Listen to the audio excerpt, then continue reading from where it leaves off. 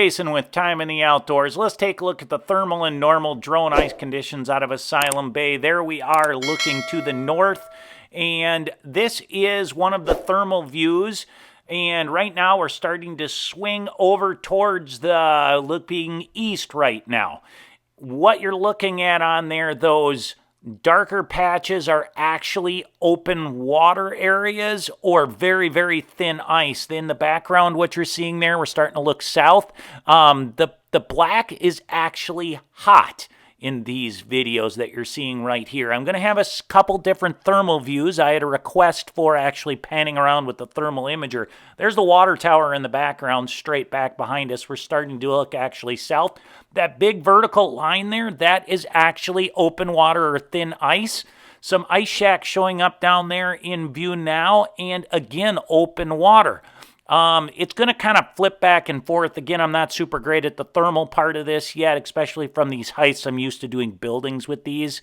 And we're starting to spin around looking at the actual DNR fishery station. But before we go any further and look at more drone views, here's the safety message. Let's review some ice safety. You know, less than 4 inches, that's good for nobody. Over 4 inches, it's good for ice fishermen. 5 inches, you can take a snowmobile. 8 to 12 inches, you're good in a car or a small pickup. 12 to 15 inches, you're okay with a medium truck.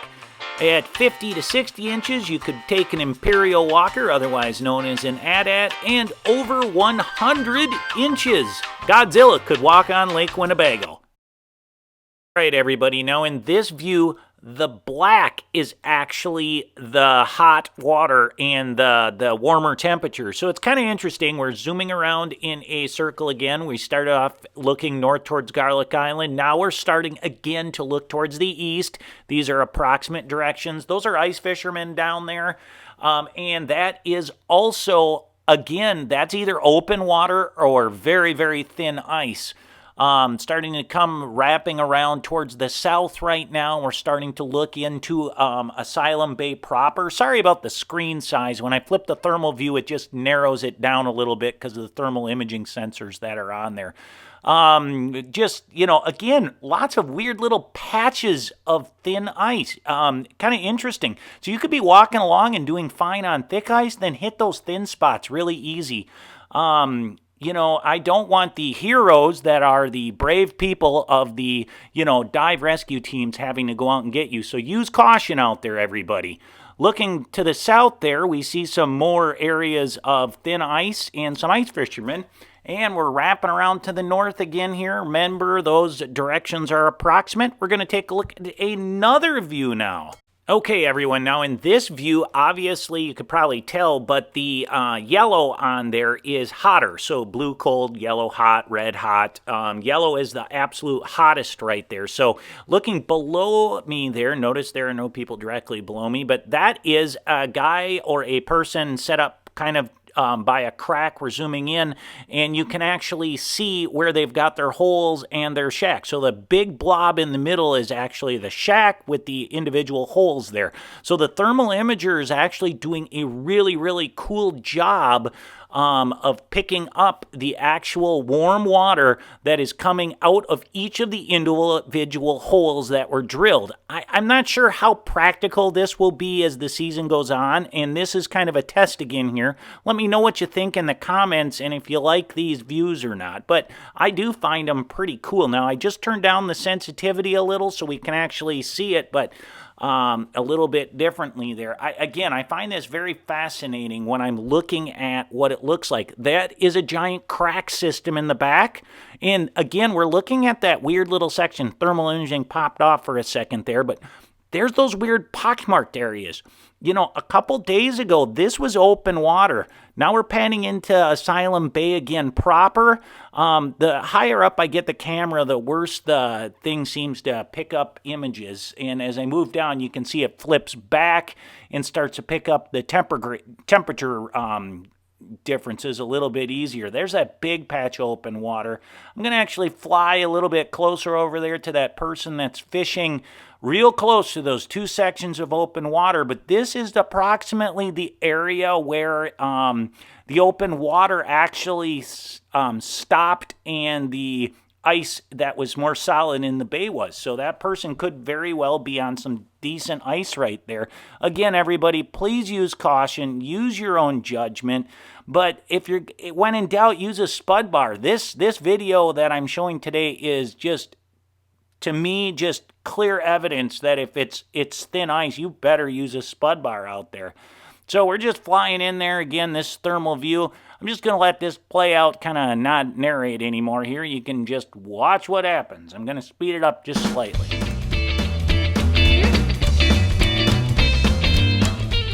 All right, there we are, zoomed in on that person fishing right there. And now we're going to flip over to the regular camera view just for a second or two to see what he looks like in regular view so you can see the difference. We're going to do one more thermal view just for fun, then we're going to do our normal flight. Now, in this one, the white are actually hot spots. This is looking north towards Garlic Island. We're just doing the normal rotation. We're going towards the east. It's cool because you can clearly see those crack systems out there because those are hotter areas. And we're just panning around, kind of heading east right now, going to be going towards the south in just a little bit between the points. But just look at that crack system there. There's the shoreline coming in. Now that's the land between the points there, and there's those little pocked areas I was talking about earlier. Those would be scary to hit when you're walking across. That's where a spud bar comes in. I don't know what's going on with the thermal imaging. I might have turned it down a little, or sensitivity, but we're starting to look to the south. The water tower is going to be approximately right in the background right there right now.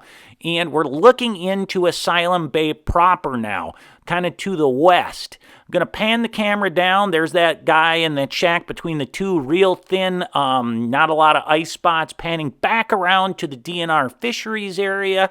That's what's right in front of the camera right now, kind of ending our view back to the north towards Garlic Island. All right, now let's just do a normal review. There we are to the north, looking towards Garlic Island. We've got your crack system set up. A couple people out there fishing. We're starting to pan over to the east right now. This is the area where I highly, highly, highly recommend you be smart and use a spud bar. Don't let those brave first responders have to come out and find you. So there's that pockmarked area out there that looks dicey on all the videos. That's some open water. We're starting to look towards the south now, everybody, panning into kind of a pretty sunset going on. And coming around, there's the water tower. Again, look at those thin spots. I personally don't like those. We're heading approximately west the way the camera's facing. Big crack coming up. I'm guessing we're looking at right now that area of the open water patches and kind of where the good ice from over the weekend ended and the new stuff started. Panning back to the north now, looking at the DNR fishery area coming into view. And that's about it, everybody. If you are going out on Lake Winnebago or fishing this area, do not let the brave heroes of the dive rescue team have to come out and get you. Please, please, please use caution, be smart about it, and thanks for watching.